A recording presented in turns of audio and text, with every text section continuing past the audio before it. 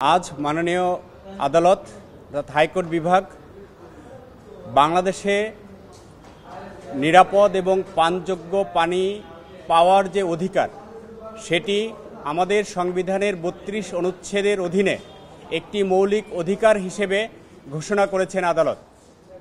অর্থাৎ নিরাপদ এবং পানযোগ্য বিশুদ্ধ পানি পাওয়া বাংলাদেশের প্রত্যেক নাগরিকের মৌলিক অধিকার বলে ঘোষণা করা হয়েছে। দ্বিতীয়ত, যেহেতু নিরাপদ এবং পানযোগ্য বিশুদ্ধ পানি পাওয়া একটি প্রত্যেক নাগরিকের মৌলিক অধিকার, সেহেতু রাষ্ট্র এই বিনামূল্যে পানি সরবরাহ করার জন্য বাধ্য মর্মে আদালত ঘোষণা করেছেন। তৃতীয়ত, আদালত নির্দেশনা দিয়েছেন যে বাংলাদেশের সকল গুরুত্বপূর্ণ স্থান অর্থাৎ পাবলিক প্লেস যতগুলো আছে, আদালত, হাসপাতাল, রেল স্টেশন, এয়ারপোর্ট, হাটবাজার সহ প্রত্যেক ধর্মীয় উপাসনালয় সহ প্রত্যেক পাবলিক প্লেসে আগামী ১ বছরের মধ্যে আমাদের প্রত্যেক নাগরিকের জন্য বিনামূল্যে বিশুদ্ধ পানীয় পানি সরবরাহের ব্যবস্থা নিশ্চিত করার জন্য রাষ্ট্রকে এবং সরকারকে নির্দেশ দিয়েছেন। বাংলাদেশের নির্দেশনাগুলো একটু বলে দেই, আরও অনেকগুলো নির্দেশনা আছে। বাংলাদেশের যেই পানির আধারগুলো আছে, অর্থাৎ যেখানে পানি রিজার্ভ করা হয়, যেখানে পানির আধার থাকে, পুকুর, খাল, বিল, নদী, নালা, সেই প্রত্যেক পানির আধারগুলো, ওয়াটার বডিজগুলোর যাতে ক্ষয়িষ্ণু না হয় সেই মর্মে ব্যবস্থা গ্রহণ করার জন্য রাষ্ট্রকে নির্দেশ দিয়েছেন।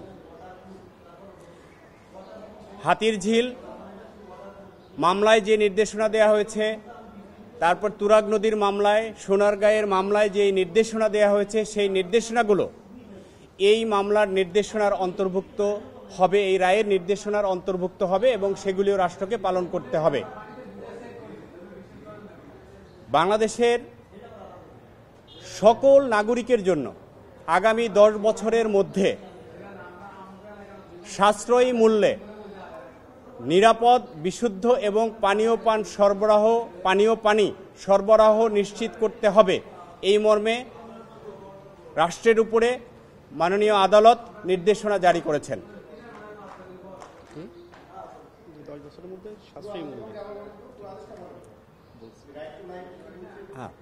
আমাদের সংবিধানের ৩২ অনুচ্ছেদ অনুযায়ী নিরাপদ, পানযোগ্য, বিশুদ্ধ পানি পাওয়া প্রত্যেক নাগরিকের একটি মৌলিক অধিকার বলে আদালত ঘোষণা করেছেন। অর্থাৎ এই রায়ের আলোকে আজকে থেকে আমাদের প্রত্যেক নাগরিকের সুপেয়, নিরাপদ এবং বিশুদ্ধ পানি পাওয়ার অধিকার একটি মৌলিক অধিকার।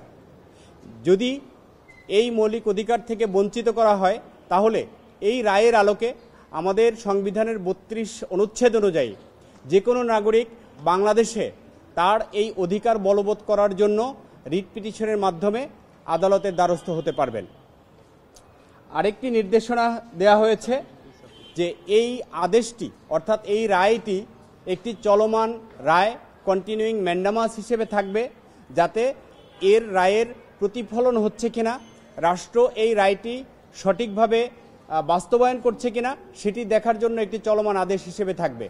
আগামী 1 বছর পর অর্থাৎ ২৬ ফেব্রুয়ারি 2026 সালের ২৬শে ফেব্রুয়ারি পর্যন্ত এই সরকার রাষ্ট্রকে সময় দেওয়া হয়েছে।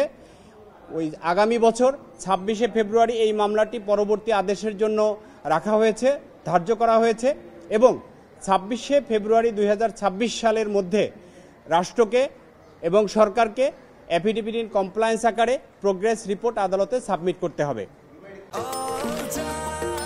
নিশ্চিন্তে খান স্বাস্থ্যকর অল টাইম পান, অল টাইম হেলদি লাইফ।